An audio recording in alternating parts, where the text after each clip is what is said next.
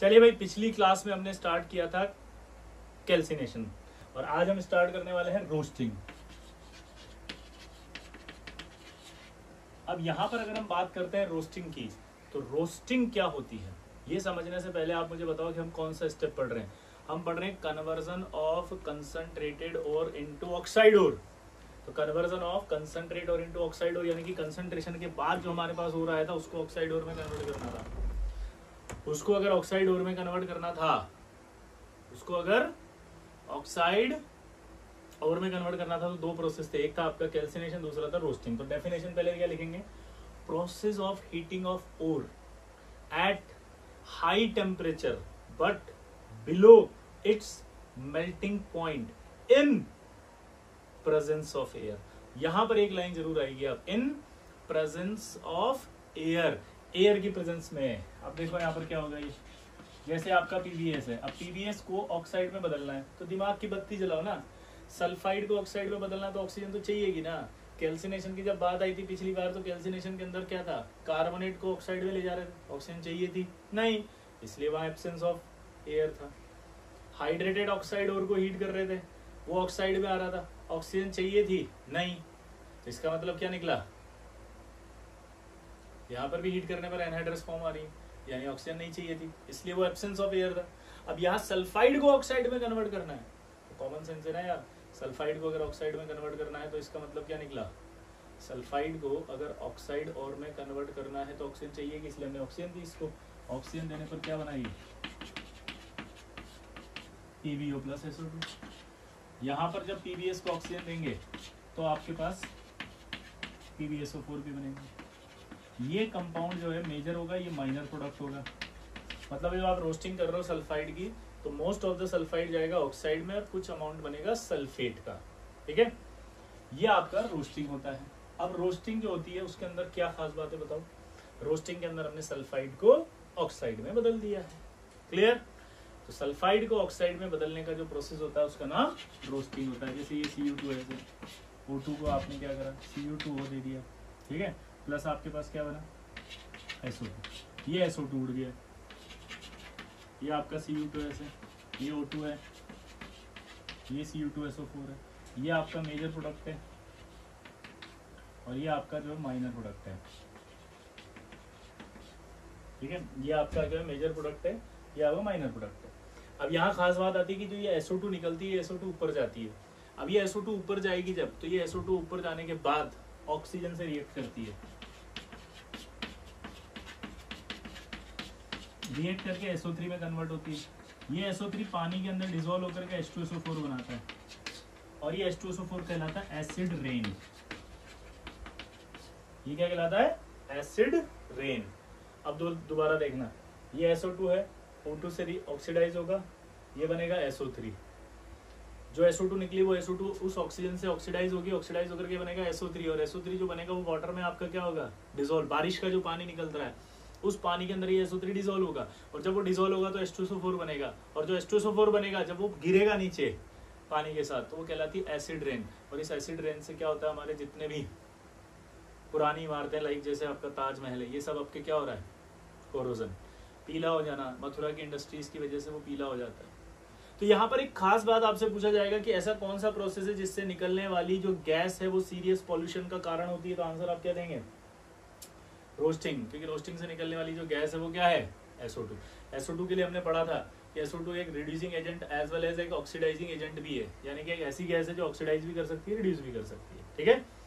तो एक पॉइंट तो ये हो गया। अब चूंकि यहाँ पर पॉल्यूशन का कारण है ये बहुत ज्यादा, इसलिए अगर कभी ऐसा आ जाए क्वेश्चन कि आप प्रेफरेंस किसको देंगे, अगर किसी एक मेटल का ऑक्साइड हो रहे और एक सल्फाइड हो रहे और दोनों ही जो है वो बराबर के जो है वो एक्सट्रैक्शन प्रोसेस की कॉस्ट रखते हैं, तो आप प्रेफरेंस किसको दोगे, तो नो डाउट हम प्रेफरेंस ऑक्साइड ओर को देंगे, सल्फाइड ओर को नहीं देंगे, क्योंकि सल्फाइड ओर से हमारा एटमॉस्फेयर खराब हो रहा है, पॉल्यूशन हो रहा है ना, प्रेफरेंस ऑक्साइड को दी जाएगी।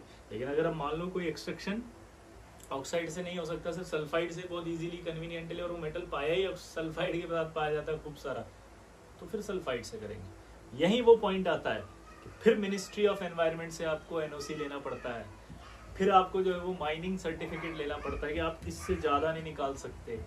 इससे ज्यादा प्रोडक्शन नहीं कर सकते, क्योंकि इससे ज्यादा प्रोडक्शन करोगे तो SO2 का कंसंट्रेशन एटमॉस्फेयर में बढ़ जाएगा, एटमॉस्फेयर में बढ़ जाएंगे तो उसके दूसरे कॉन्सिक्वेंस आएंगे। तो वो फिर आप जो फिल्मों में देखते हो ना इल्लीगल माइनिंग, वो इल्लीगल माइनिंग यही होती है कि ज़्यादा निकाल देना, ज़्यादा SO2 भेजना, फिर उससे सिस्टम में जो है वो एनवायरनमेंट के अंदर बहुत प्रॉब्लम्स आने लगती है, कई तरह की बीमारियां आ जाती है, डिजीज आ जाती है। कई सारी फिल्में बनती है ना कि इस इंडस्ट्री की वजह से जो है वो ये गांव तबाह हो गया, इस गांव में ये बीमारी आ गई, ये रीजंस होते हैं। थोड़ा सा आई होप समझा पाया मैं, ठीक है। अगला देखो,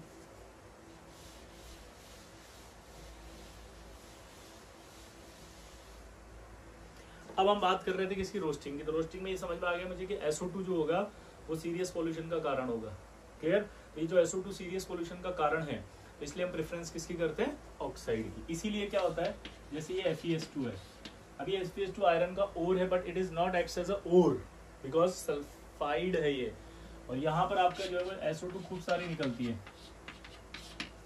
तो आयरन पायराइड जो है ओर तो होता है, but it is not used as a ore, मतलब आयरन का एक्सट्रैक्शन इससे नहीं करते हम। रीजन बिहाइंड इट कि ये SO2 बहुत सारा देगा, प्लस जब एक्सट्रैक्शन इसका हो जाता है तो आयरन के अंदर सल्फर कंटेंट भी रह जाता है। सल्फर कंटेंट रहने की वजह से ये आयरन हमारा क्या हो जाता है, हार्ड और ब्रिटल। और ब्रिटल आयरन अगर है तो उसका कोई यूज नहीं होता है, यानी कि इससे जब एक्सट्रैक्शन भी होगा तो वो आयरन जो मिलेगा उसका ज्यादा यूज नहीं होगा। जब यूज ही नहीं करोगे आप आयरन का तो फिर फायदा क्या हुआ, जब आप यूज ही नहीं करोगे तो फिर फायदा क्या हुआ। इसलिए हम FeS2 से एक्सट्रैक्शन नहीं करते, ठीक है, आयरन पायराइड। अब सबसे पहली चीज आपको जो समझनी पड़ेगी वो क्या है, ध्यान से सुनना।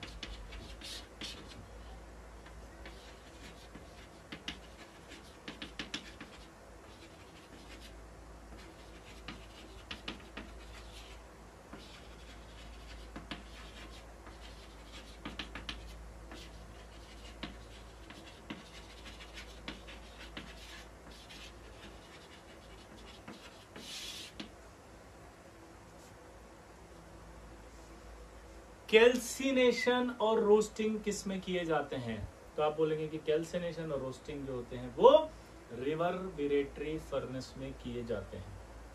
क्या बोले जल्दी बताओ, कैल्सिनेशन और रोस्टिंग कहाँ किए जाएंगे, तो आप बोलोगे कैल्सिनेशन और रोस्टिंग रिवर्बरेटरी फर्नेस में किए जाएंगे। दोबारा बोलना, कैल्सिनेशन और रोस्टिंग कहाँ किए जाएंगे, जल्दी बताओ, रिवर्बरेटरी फर्नेस में किए जाएंगे। दोबारा बोलो, कैल्सिनेशन और रोस्टिंग कहाँ किया जाएगा, रिवर्बरेटरी फर्नेस।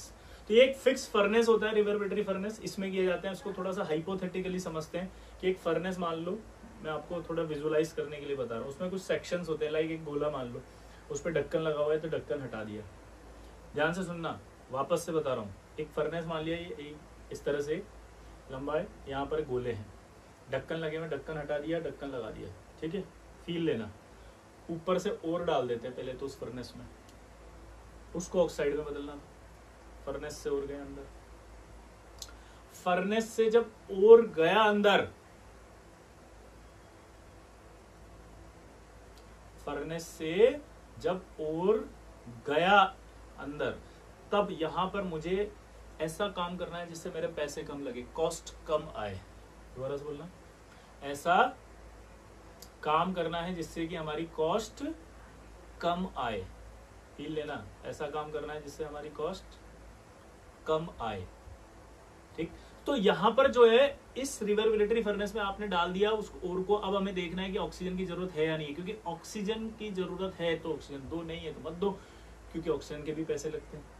तो जब हमने देखा इस फर्नेस के अंदर कि यार हमें ये कार्बोनेट हो रहे हैं या ऑक्साइड हो रहे हैं, तो हमें पता है कि जब सिर्फ हीट देंगे जिससे ये ऑक्साइड में कन्वर्ट हो जाएगा, हाइड्रेटेड ऑक्साइड, और से पानी निकल जाएगा, कार्बोनेट टूट करके ऑक्साइड में आ जाएगा। तो हम ये ढक्कन बंद कर देते हैं, ऑक्सीजन पास नहीं करते। जब हम देखते हैं कि यार ये सल्फाइड हो रहे तो हम ढक्कन खोल देते हैं और फिर हम उसमें ऑक्सीजन पास कर देते हैं। हीटिंग वही रहती है, बिलो इट्स मेल्टिंग पॉइंट, याद है, सेम हीटिंग रहेगी। तो हीट करने पर क्या हुआ, आपने ऑक्सीजन भी भेज दी। तो जब ऑक्सीजन पास कर दिया तब प्रोसेस का नाम है रोस्टिंग, और जब ऑक्सीजन पास नहीं किया तो प्रोसेस का नाम है कैल्सिनेशन। जब, दोबारा बोलो,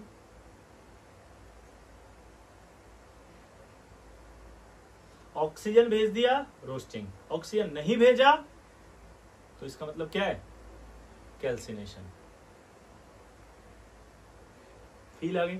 और कुछ नहीं है यहाँ पर, ऑक्सीजन का कोई लॉजिक नहीं है सिवाय पैसे के। एक बात दिमाग में बिठा लेना, भैया पैसे बच रहे हैं तो काय ऑक्सीजन दे रहे हो, पैसे लग रहे हैं तो मत दो ऑक्सीजन, और पैसे बच सकते हैं आगे तो आप दो। पैसे कैसे बच सकते हैं, मैंने आपको पिछली क्लास में बताया था, सल्फाइड का जब रिडक्शन अगर हो डायरेक्ट तो उसकी कॉस्ट बहुत ज़्यादा आती है, और ऑक्साइड का रिडक्शन होता है तो उसकी कॉस्ट बहुत कम आती है। जैसे सल्फाइड का अगर आप रिडक्शन करोगे तो मान लो 2000 रुपये लगते हैं, लेकिन अगर सल्फाइड को ऑक्साइड में कन्वर्ट करते हो तो सिर्फ 200 रुपये लगते हैं, और 20 रुपये एक्स्ट्रा लगते हैं ऑक्सीजन पास करने के। तो टोटल कॉस्ट तो फिर भी 220 ही हुई ना, तो 2000 माइनस 220 करोगे तो बहुत फायदा हो जाएगा।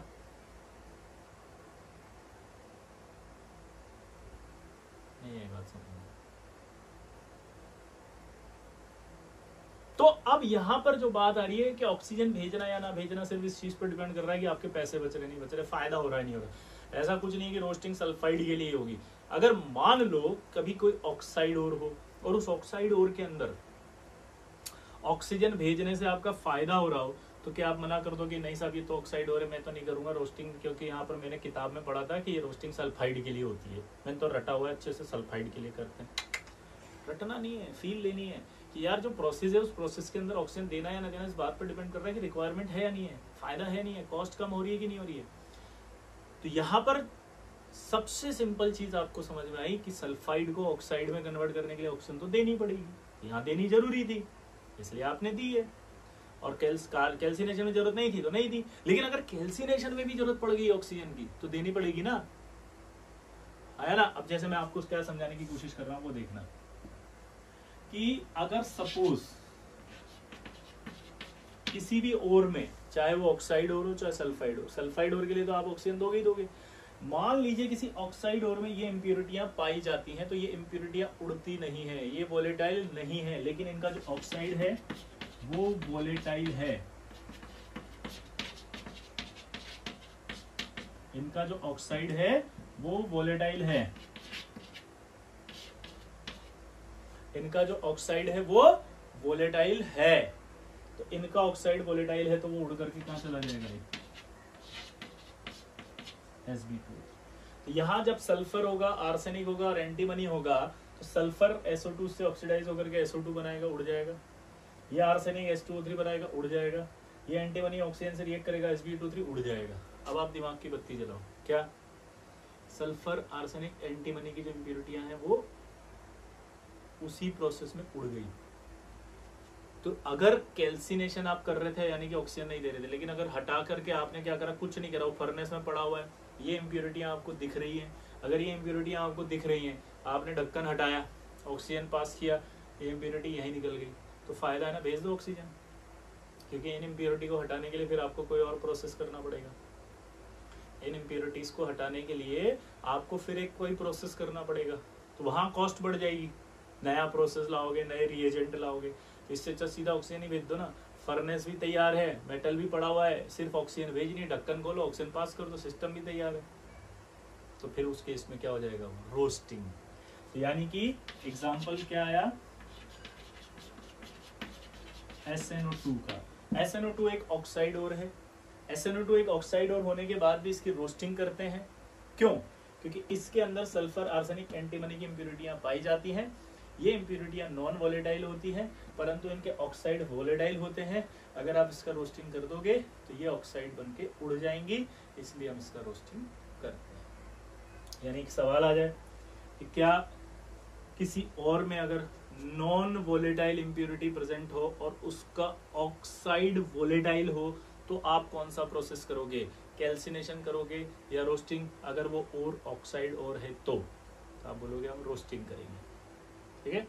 तो इसको बोला जाता है कि वोलेटाइल इंप्योरिटी नहीं है, लेकिन उनके ऑक्साइड अगर वोलेटाइल है तो रोस्टिंग की जाती है, चाहे फिर वो ऑक्साइड हो रही क्यों नहीं। इसको ऐसे भी बोल सकते हो कि अगर किसी मेटलिक और में ऑक्साइड में ऑक्सीडाइजेबल वोलेटाइल इंप्योरिटी, इसको क्या कहते हैं, ऑक्सीडाइजेबल वोलेटाइल इंप्योरिटी, क्या कहते हैं इसको बताओ, ऑक्सीडाइजेबल वोलेटाइल इंप्योरिटियां प्रेजेंट है तब भी रोस्टिंग करते हैं, ये रोस्टिंग भी होती है। तो अब दोनों एक ही फर्नेस में होते हैं, क्लियरिटी आ गई, इस केस में भी करते हैं। अब एक केस और देखो, ठीक है। मान लो ये हमारा आयरन है, इस आयरन का नाम होता है हेमेटाइट, और इस आयरन में इंप्योरिटी पाई जाती है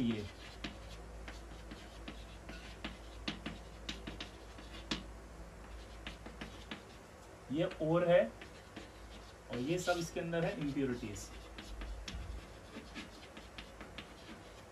क्या बोला जल्दी बताओ, ये ओर है इसमें, और इसमें सारी क्या पाई जा रही है, ये इंप्योरिटीज।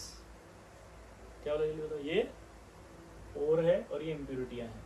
अब ये ऑक्साइड ओर है हेमेटाइट, तो एज पर जो मुझे पता है ऑक्साइड के लिए तो रोस्टिंग करते हैं या कैल्सिनेशन, कैल्सिनेशन। तो मैं इसको हीट करूंगा, ये बनेगा FeO प्लस Fe2O3। इसको भी हीटिंग मिल रही होगी, क्योंकि जब आप हीट करोगे तो ये आपका FeO प्लस CO2 में जाएगा, इसको भी आप हीट करोगे तो ये Fe2O3 प्लस वाटर उड़ जाएगा, और ये SiO2 है जो पड़ा रह जाएगा। अकॉर्डिंग टू ऑक्साइड नेचर हमने इसका कैल्सिनेशन कर दिया, और करते भी थे पहले। जब आपका किया तो उस कंडीशन में क्या हुआ, यहाँ पर ये FeO बना, ये FeO इस SiO2 से रिएक्ट कर जाता है, ये FeO इस SiO2 से रिएक्ट कर जाएगा।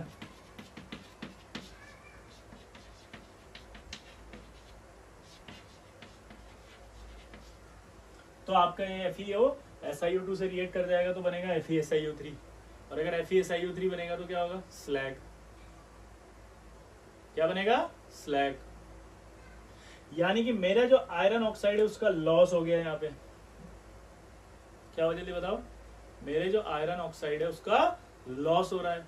ठीक है, तो साइंटिस्टों ने क्या किया, रिसर्च किया कि यार FeO को O2 से रिएक्ट करा के यहाँ पर बनाया आपका Fe2O3, और फिर ये जो FeO है इस Fe2O3 में कन्वर्ट हो गया, तो ये Fe2O3 इस SiO2 से रिएक्ट नहीं कर रहा था। तो यानी कि अब सोचो आप, सिर्फ आपको इस प्रोसेस में ऑक्सीजन भेजनी थी, ऑक्सीजन जैसे ही भेजोगे FeO ऑक्सीडाइज होकर Fe2O3 में आ जाएगा, और ये Fe2O3 फिर इस SiO2 से रिएक्ट नहीं करेगा।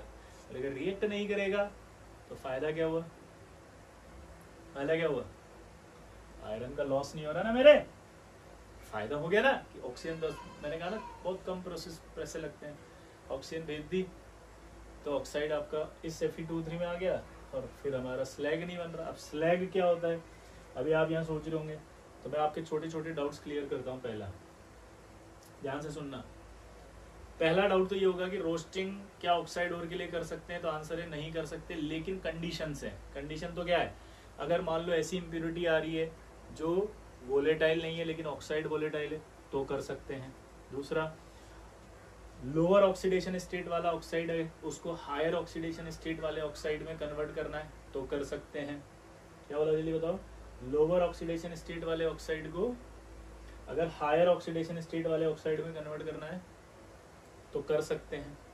क्या बोला जल्दी बताओ, लोअर ऑक्सीडेशन स्टेट वाले ऑक्साइड को अगर हायर ऑक्सीडेशन स्टेट वाले ऑक्साइड में कन्वर्ट करना है तो कर सकते हैं। अगला, स्लैग क्या होता है, ये एक इम्प्योरिटी है। थोड़ी देर बाद अभी आपको स्लैग का मतलब समझ में आ जाएगा, तो आप अपने दिमाग में स्लैग को लेकर जो भी डाउट है ऐसे उड़ा दो,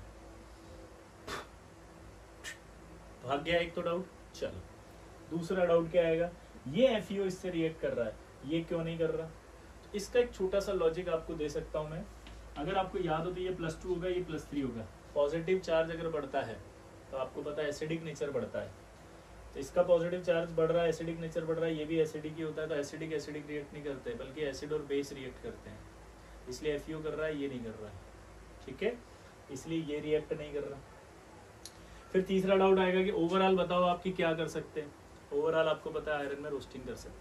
चौथा डाउट, अगर इसमें Fe2O3 में ये सब इंप्योरिटियां नहीं होती तो फिर क्या आपको जरूरत पड़ती रोस्टिंग की, नहीं, फिर तो सीधा इसका क्या करते हैं अपन, कैल्सिनेशन, ताकि इसमें ऑर्गेनिक मैटर उड़ जाए, कोई वोलेटाइल इंप्योरिटी तो वो उड़ जाए, इसका सरफेस एरिया बढ़ जाए और रिडक्शन आसान हो जाए। अगला स्टेप इस तरह के नए नए सवाल बना सकता है। क्या सवाल बनाया बताओ, अगर Fe2O3 यानी हेमेटाइड में इंप्योरिटियां एब्सेंट हो, Fe2O3 में हेमेटाइड है, हेमेटाइड में अगर इंप्योरिटियां एब्सेंट हो तो क्या आप उसका कैल्सिनेशन करेंगे या रोस्टिंग, तो आंसर क्या आएगा, कैल्सिनेशन।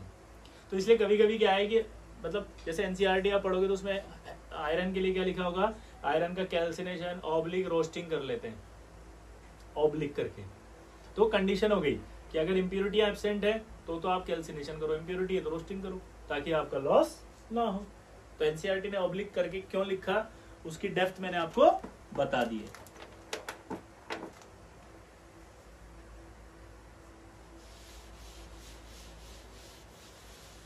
अब देखो हमें क्या लगता है कि जैसे पीवीएस था, इसकी O2 से रिएक्शन कराई तो ये पीवीओ बना था,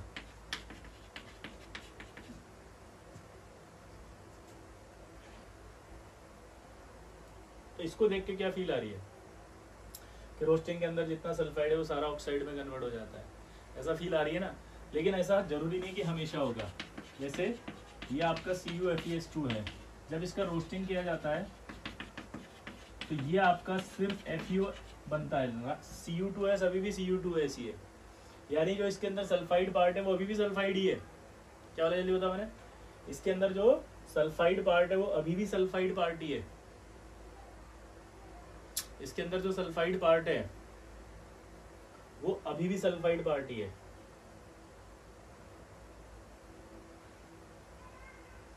रोस्टिंग में सल्फाइड तो ऑक्साइड में कन्वर्ट होता है ना, तो यहाँ एक नोट करके हम लिख रहे हैं,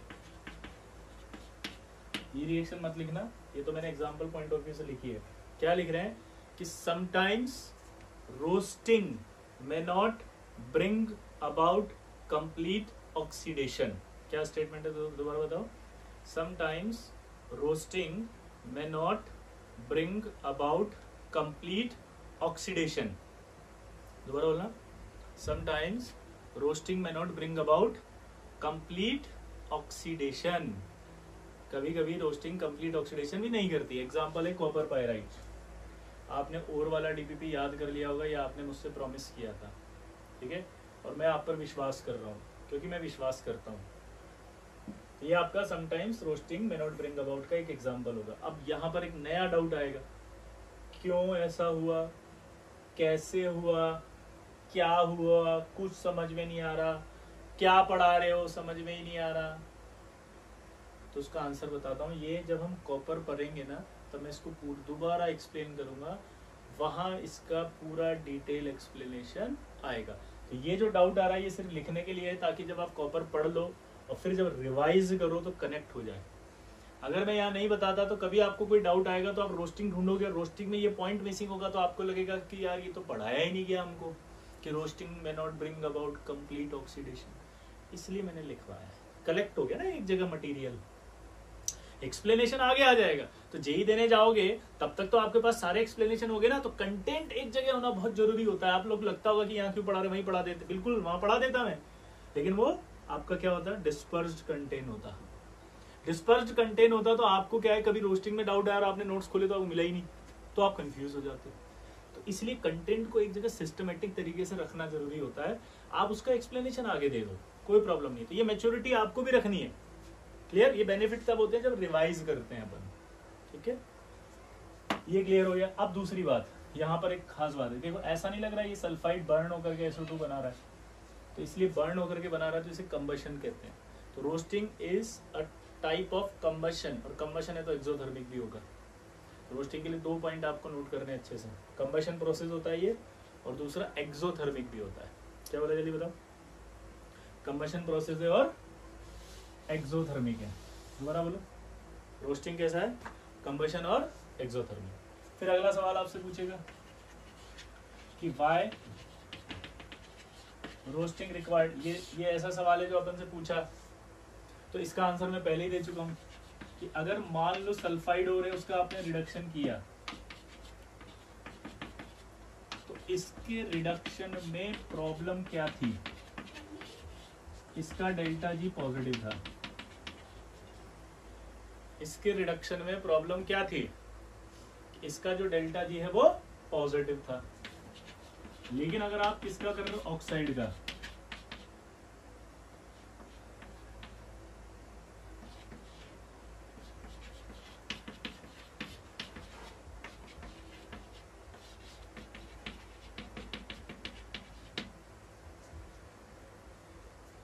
डेल्टा जी पॉजिटिव है, लेकिन जब ऑक्साइड का रिडक्शन कर रहे हो आप तो सीधा सीधा डेल्टा जी नेगेटिव आता है।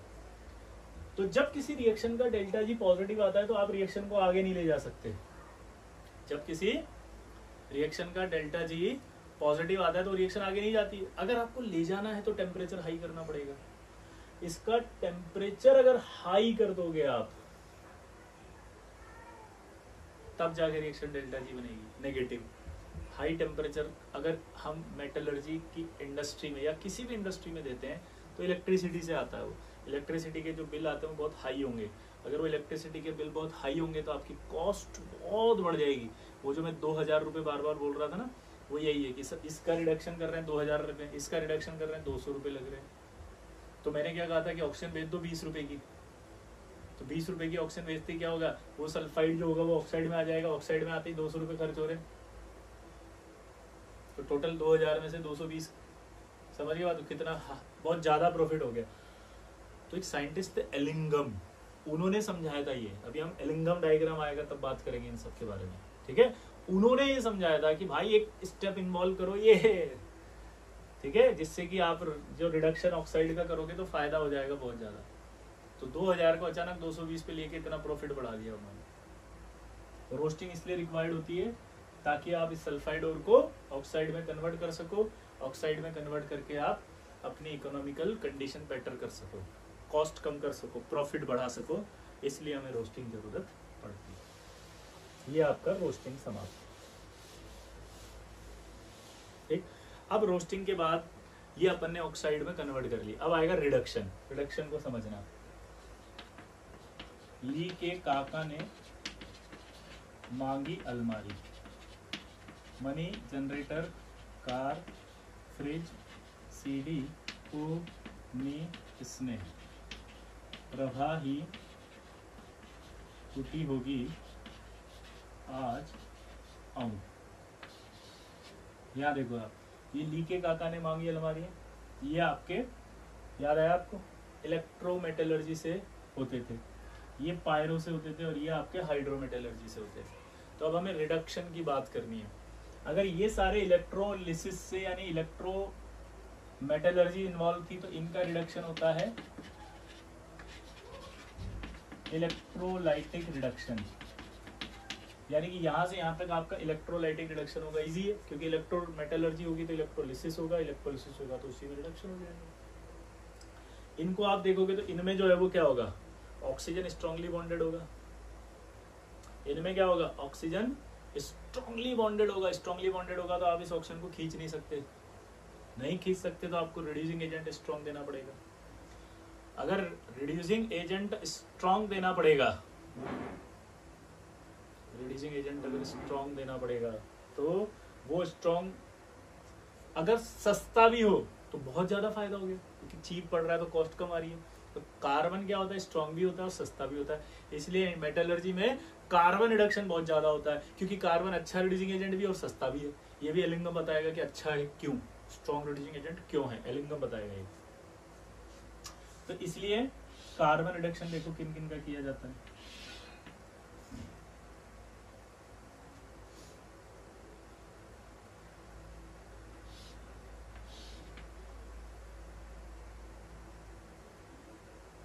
ये आपके जिंक का कार्बन रिडक्शन होगा, Fe का कार्बन रिडक्शन होगा, और आपका ये लेड का कार्बन रिडक्शन होगा।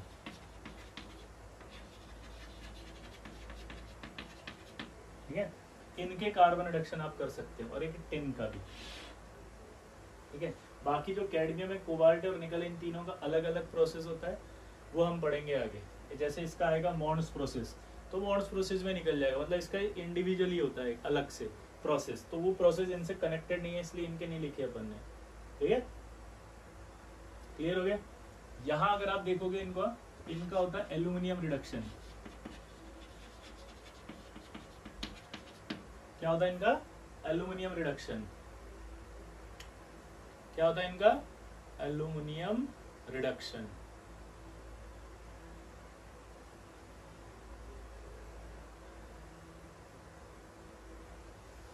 नीचे आएंगे तो ऑक्सीजन की एफिनिटी क्या होगी, कम। आया ना, नीचे आने पर ऑक्सीजन की एफिनिटी क्या होगी, कम। और अगर ऑक्सीजन एफिनिटी कम होगी तो क्या होगा, ऑक्सीजन इजीली निकलेगा। ऑक्सीजन एफिनिटी कम होगी, इजीली निकलेगा। इजीली निकल रहा है, इसका मतलब सेल्फ रिडक्शन। क्या होता है, सेल्फ। इसका भी सेल्फ होता है, इसका भी सेल्फ होता है, इसका भी सेल्फ होता है। नीचे आने पर ऑक्सीजन एफिनिटी कम हो रही है। अगर ऑक्सीजन एफिनिटी कम हो रही है नीचे आने पर, तो क्या होगा, ऑक्सीजन निकालने की इच्छा हो जाएगी खुद ही, तो इनका खुद ही क्या होता है, सेल्फ रिडक्शन, अपने आप ही ऑक्सीजन निकाल देंगे। ठीक है, अब यहाँ आपको एक डाउट आ गया फिर से कि लेड में आपने 2 लिखा, एक ये लिखा, एक ये लिखा। तो लेड में 2 इसलिए लिखा कि अगर आप ये लेते हैं कार्बन रिडक्शन तो लो ग्रेड हो रहेगा, और अगर आप ये लेते हैं सेल्फ रिडक्शन तो हाई ग्रेड आएगा। क्लियर, लो ग्रेड और हाई ग्रेड और पे डिपेंड करेगा। कैसे करेगा, क्यों करेगा, ये सब तो हम लेड पढ़ेंगे तब बताऊंगा ना। ये तो सिर्फ एक आउटलाइन है, पेशेंस रखना थोड़ा पढ़ते समय, एकदम से हाइपर मत हो जाना, एक्साइटेड मत हो जाना, और सर कुछ समझ में नहीं आ रहा, इसका ऐसे क्यों करेंगे, इसका यूं क्यों कर रहे हैं, इसका ये क्यों कर रहे हैं, इसका ये क्यों हो रहा है। अरे तो आउटलाइन बनाइए, ये भी पढ़ेंगे ना धीरे धीरे एक एक, पहले ये पढ़ेंगे, फिर ये पढ़ेंगे, फिर ये पढ़ेंगे, फिर वो पढ़ेंगे, और ये हम पढ़ चुके हैं। इनका हाइड्रोमेटलर्जिक रिडक्शन होता है, याद हो तो।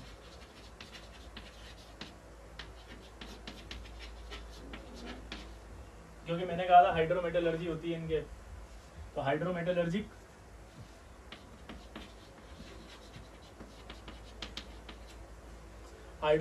रिडक्शन होगा।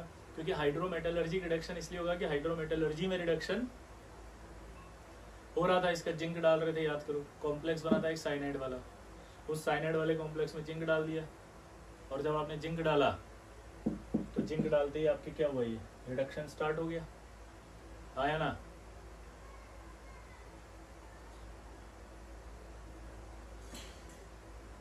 क्लियर, फील ही नहीं आ रही यार।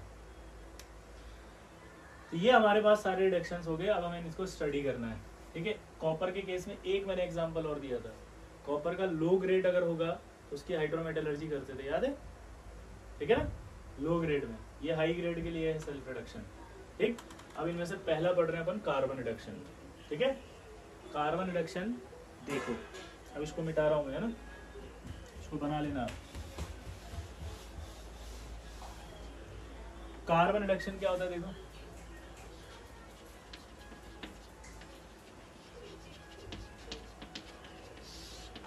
कार्बन रिडक्शन की जब बात करते हैं तो हम लेते हैं मेटल ऑक्साइड प्लस कार्बन, जिससे बनता है कार्बन मोनोऑक्साइड, फिर कार्बन मोनोऑक्साइड भी इसको रिड्यूस करता है।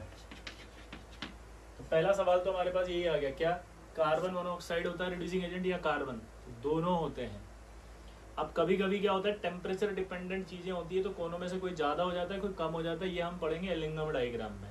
ठीक है, अभी आपसे पूछा जाएगा कभी भी सवाल, तो आप क्या बोलेंगे, कार्बन रिडक्शन मेथड में रिड्यूसिंग एजेंट कौन होता है, तो आप क्या बोलेंगे, कार्बन एंड कार्बन मोनोऑक्साइड दोनों। अब होता क्या है इसमें देखो, अब इसमें हम मेटल ऑक्साइड को लेते हैं, मेटल ऑक्साइड के साथ हम क्या डालते हैं, कोक पाउडर। पहला सवाल, कोक पाउडर क्यों, पाउडर ही क्यों, पाउडर ही क्यों, क्योंकि पाउडर फॉर्म लेंगे तो सरफेस एरिया बढ़ जाएगा, सरफेस एरिया अगर बढ़ जाएगा तो रिडक्शन इजियर हो जाएगा। क्या बोला जल्दी बताओ, सरफेस एरिया अगर बढ़ जाएगा तो रिडक्शन इजियर हो जाएगा, इसलिए हम इसको कोक पाउडर लेते हैं।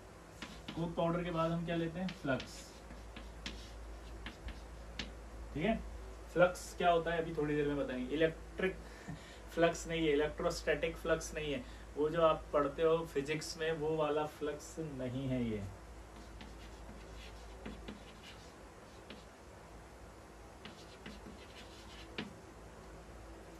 ठीक है, मेटल ऑक्साइड होता है, कोक पाउडर होता है, फ्लक्स होता है, हीट करते हैं जिससे कि मेटल प्लस क्या बनता है, स्लैग। ये जो पूरा प्रोसेस होता है, इसी प्रोसेस का कार्बन रिडक्शन को ही एक नाम और दे देते हैं हम, स्मेल्टिंग।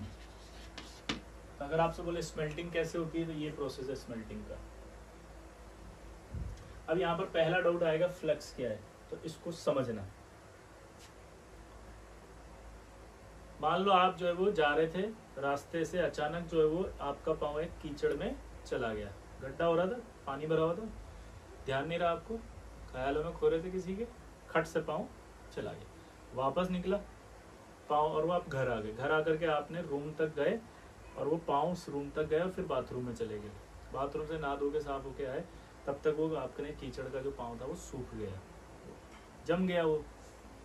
अब देखो फ्लोर पर आपने जो कीचड़ का पाँव रखा वो जमा हुआ है, अब उसको आपने झाड़ू लगाया तो साफ नहीं हुआ, लेकिन आपने उसमें अब क्या करेंगे, जब झाड़ू लगाएंगे और साफ नहीं होगा तो आप पानी डालोगे, पानी डाल करके आप उसको थोड़ा सा ऐसे ऐसे करके वाइपर से साफ कर दोगे। लिटरली अगर मैं कहूँ तो पानी फ्लोर पर डालना वो भी एक इम्प्योरिटी है, और पहले से जो इम्प्योरिटी उसमें जमी हुई थी वो भी एक इम्प्योरिटी है, दोनों इम्प्योरिटी है।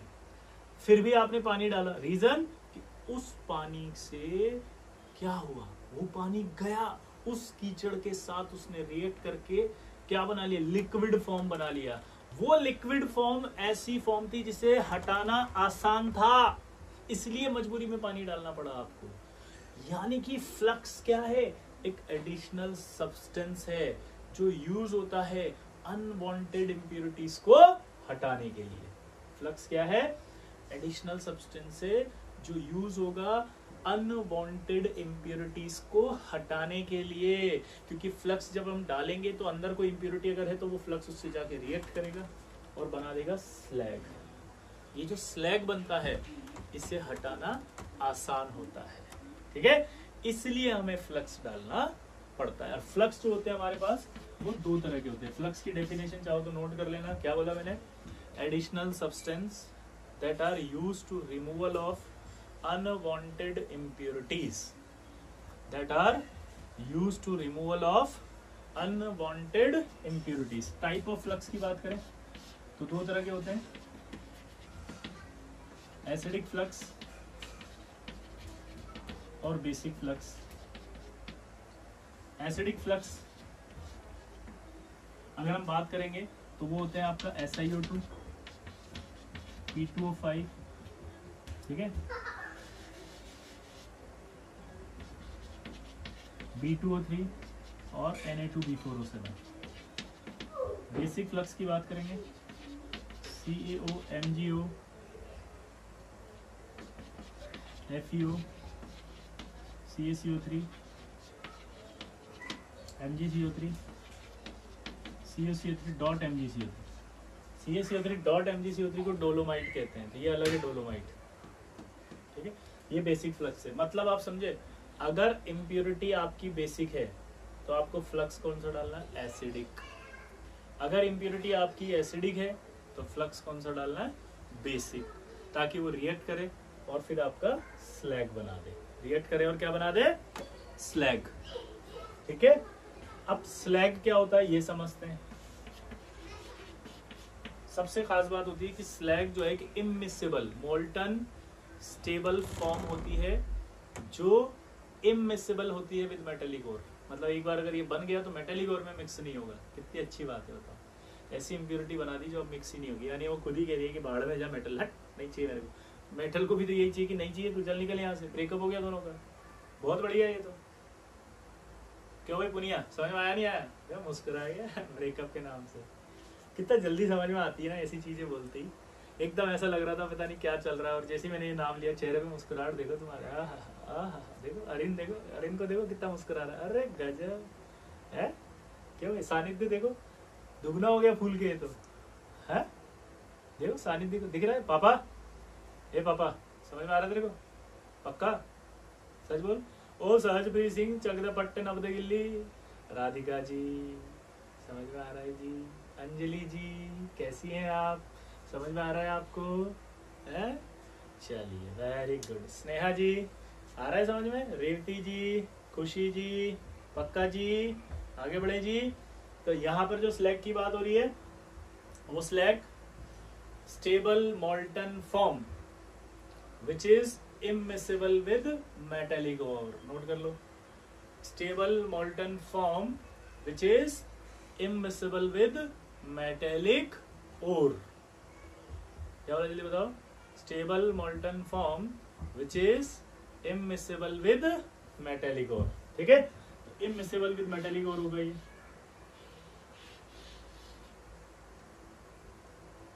दूसरी बात, ये मेल्टिंग पॉइंट कम रखेगा, लो मेल्टिंग पॉइंट है मेटेलिक ओर। क्यों, मेल्टिंग पॉइंट कम होने से जल्दी मेल्ट हो जाएगा और फिर ऊपर आ जाएगा, ये जैसे ऑयल आता है पानी के ऊपर। तीसरा, ये डेंसिटी भी कम रखेगा, ऑब्वियसली बात है ऊपर आ रहा है तो डेंसिटी कम रखेगा, तो लो मेल्टिंग पॉइंट होती है और डेंसिटी कम होती है। फ्यूजिबल मास है। स्लैग क्या होता है? फ्यूजिबल मास। फ्यूजिबल मास का मतलब ये होता है कि इजीली मेल्ट होने वाला मास, मेल्ट आसानी से हो जाता है, तभी तो ऊपर हो जाएगा मेल्ट होकर के। और इसका एक खास नाम होता है सिंडर। क्या होता है? सिंडर। स्लैग का एक नाम और क्या हो गया? सिंडर। स्लैग क्या हो गया? फ्यूजिबल मास। स्लैग का मेल्टिंग पॉइंट क्या हो गया? कम। स्लैग क्या डेंसिटी क्या हो गई? कम। और स्लैग स्टेबल मोल्टन फॉर्म है जो इमिसिबल होती है विद मेटेलिक ओर। ठीक है, ये स्लैग की भाषा हो गई। यानी कि आपने ये डालने के बाद इसमें जो भी इम्प्योरिटियां थी उसको हटा के एक ऐसी इम्प्योरिटी में कन्वर्ट कर दिया जो इसको निकालना आसान था।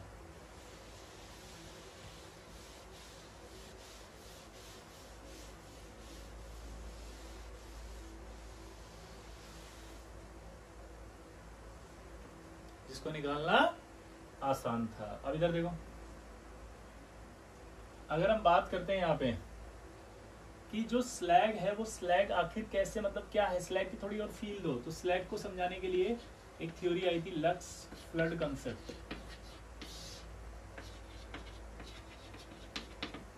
क्या ये लक्स फ्लड कॉन्सेप्ट?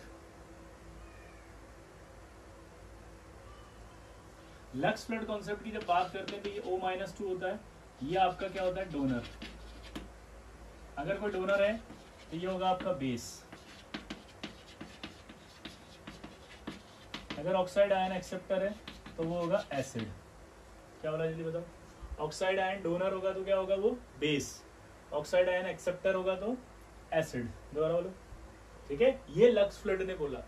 हमने 3 एसिड बेस कॉन्सेप्ट पढ़े थे अभी तक। पहला एसिड बेस कॉन्सेप्ट कौन सा था? आरएनएस। आरएनएस कहता है कि अगर H+ निकलेगा तो एसिड और OH- निकलेगा तो बेस।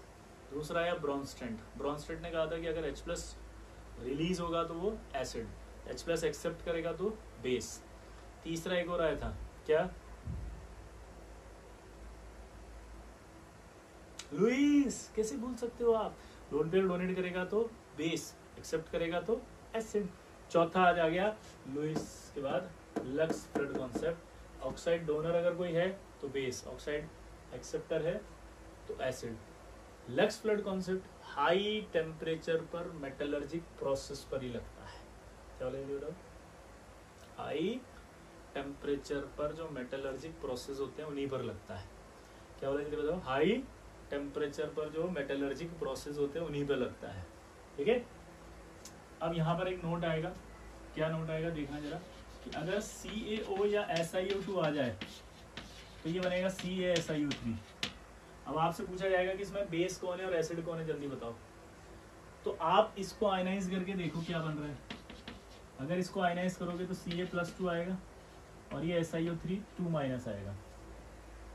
ये आपका Ca+2 आएगा, ये आपका SiO3 2- आएगा। यहाँ पर ऐसा नहीं लग रहा है SiO3 2- आया तो ये ऑक्साइड आयन इसमें जुड़ गया। अगर ये ऑक्साइड आयन इसमें जुड़ गया तो अब आप सोचो क्या हुआ। ऑक्साइड आयन जुड़ रहा है मतलब ये एक्सेप्ट कर रहा है, यहाँ ऑक्साइड आयन बचा नहीं है मतलब ये डोनेट कर रहा है। ये डोनर हो गया, ये डोनर हो गया तो ये बेस हो गया, ये एक्सेप्टर हो गया तो ये एसिड हो गया।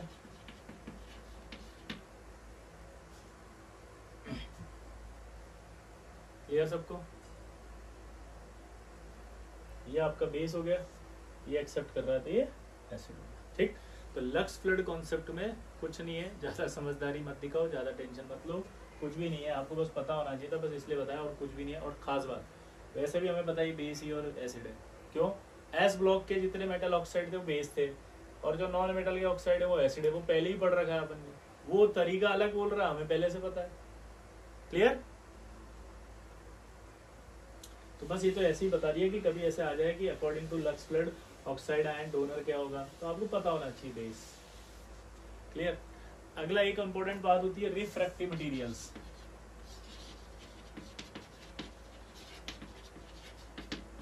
अब ये रिफ्रैक्टिव मटेरियल्स क्या होते हैं ये देखना। रिफ्रैक्टिव मटेरियल्स किसे कहते हैं?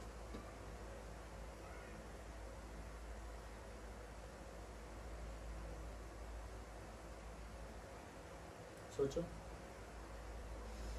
दिमाग लगाते हैं हम। मान लो हमें क्या करना था, रिडक्शन। अब रिडक्शन करने के लिए हमने क्या करा, उसको ओर को डाल दिया एक फर्नेस में। लाइक ये फर्नेस है, इसमें अपन ने ओर को डाल दिया, अब ये और हीट कर रहे हैं इसको।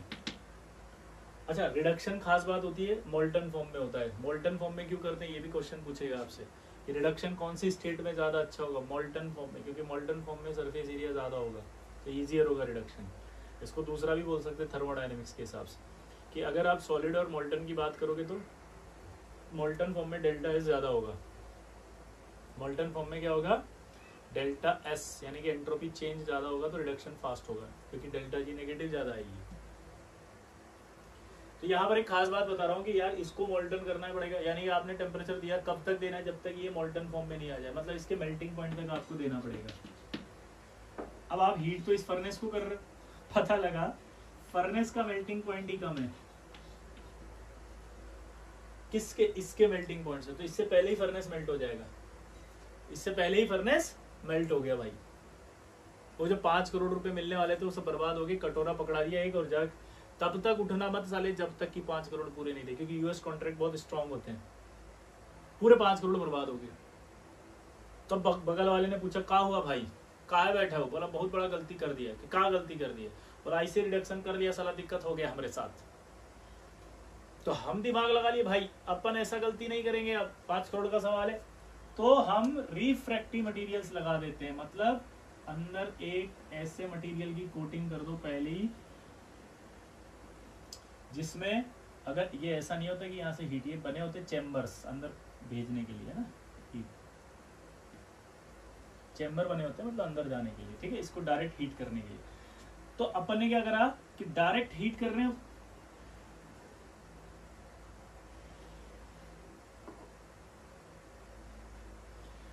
इसको मेल्ट करने के लिए, ये मेल्टिंग होगी इसकी, लेकिन ये जो टेम्परेचर यहाँ होगा ये इसके पास नहीं पहुंचा लास्ट।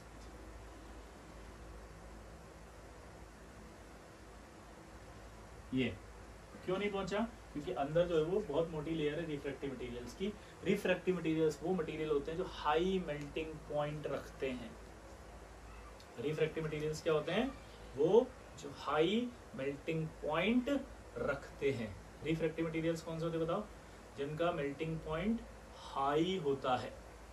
तो अब बहुत हाई मेल्टिंग पॉइंट वाले हैं ये, जिससे कि मेल्ट नहीं होगा, फर्नेस बचा रहेगा, ठीक है।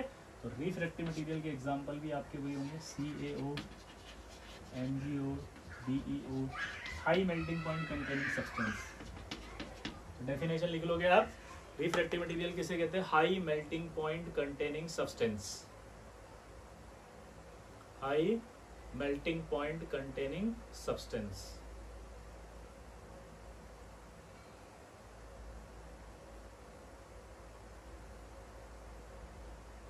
High melting point containing substance.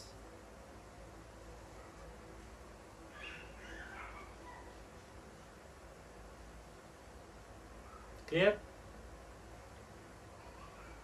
जैसे एक एग्जांपल से और समझ सकते हो, अगर मेरे को गरम गरम चाय एकदम प्लास्टिक का ग्लास आते हैं ना आजकल, उसमें पकड़ा दी तो मैं जैसे ही पकड़ूंगा मेरा हाथ जल जाएगा। तो अगर वो चाय इतनी गर्म हुई कि उस प्लास्टिक के ग्लास को भी पिघला सकती है,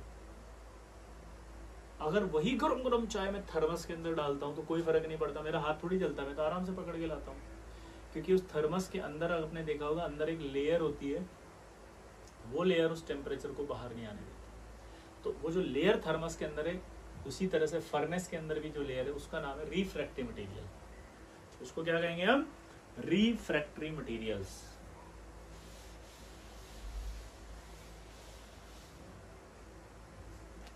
क्लियर हुआ कुछ। तो रिफ्रैक्टिव मटेरियल किसे कहते हैं, ये क्लियरिटी आई, ठीक। अब एक पॉइंट और यहां पर आएगा, कार्बन रिडक्शन को ही स्मेल्टिंग कहते हैं।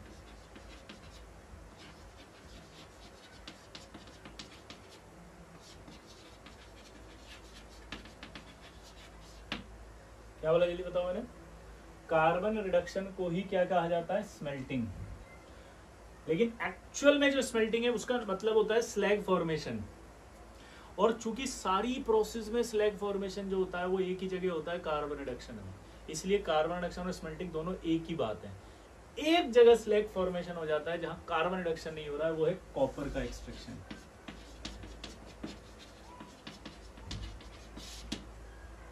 कॉपर का एक्सट्रैक्शन जब मैंने अभी बताया कि कॉपर का सेल्फ रिडक्शन होता है, तो कॉपर के अंदर कार्बन रिडक्शन तो ले ही नहीं सकते आप। कार्बन रिडक्शन अगर नहीं ले सकते और स्लैग बन गया तो एक्चुअल मैंने क्या कहा था, स्लैग बनने को ही कहते हैं स्मेल्टिंग। तो स्लैग बन रहा है तो स्मेल्टिंग तो हो रही है, लेकिन कार्बन रिडक्शन तो हो ही नहीं रहा। आपने तो कहा था कार्बन रिडक्शन को स्मेल्टिंग कहते हैं। यस, क्योंकि बाकी सारे जितने भी केसेस हैं उनमें कार्बन रिडक्शन में ही बनता है वो स्लैग। तो यहाँ थोड़ा सा कंफ्यूजन बच्चों को आता है कि सर स्मेल्टिंग समझ में नहीं आ रही। और मैं यहाँ ये कहता हूँ कि आप क्या पता नहीं क्या समझने की कोशिश कर रहे हो इसलिए समझ में नहीं आ रही। बहुत सिंपल स्टेप है कि आपको कार्बन रिडक्शन और स्मेल्टिंग एक ही बोलना है, चाहे कुछ भी हो जाए। लाइक जैसे मैंने बोला जिंक में स्मेल्टिंग होती है, हाँ। कार्बन रिडक्शन होता है, हाँ। लाइक आयरन में स्मेल्टिंग होती है, हाँ। कार्बन रिडक्शन होता है, हाँ। लाइक मैंने पूछा आपका लेड जो है अगर लो ग्रेड और है उसमें स्मेल्टिंग होती है, हाँ। कार्बन रिडक्शन होता है, हाँ। लाइक कॉपर में स्मेल्टिंग होती है, हाँ। कार्बन रिडक्शन होता है, नहीं। बस, या आप अपनी भाषा में लिख लो कि कार्बन रिडक्शन और स्मेल्टिंग एक ही होती है, बस कॉपर को छोड़ के। कॉपर में स्मेल्टिंग होती है, कार्बन रिडक्शन नहीं होता, बस दैट्स इट। कुछ भी कंफ्यूजन नहीं है। क्लियर? आई होप आपको आज का लेक्चर समझ में आया होगा। अगली क्लास में हम पढ़ेंगे एल्यूमिनियम रिडक्शन। ठीक है, इसको अच्छे से याद करना, अच्छे से पढ़ना। डीपीपी नंबर 1 आप कर लीजिए, और वाली रेस है वो अच्छे से याद कर लीजिए। और उसके बाद डीपीपी 1 और वाली रेस के अलावा, और वाली डीपीपी के अलावा जिसमें और वाले क्वेश्चन हैं वो आप कर लेना। DPP 1 metallurgy. ठीक है, मिलते हैं अगली क्लास में।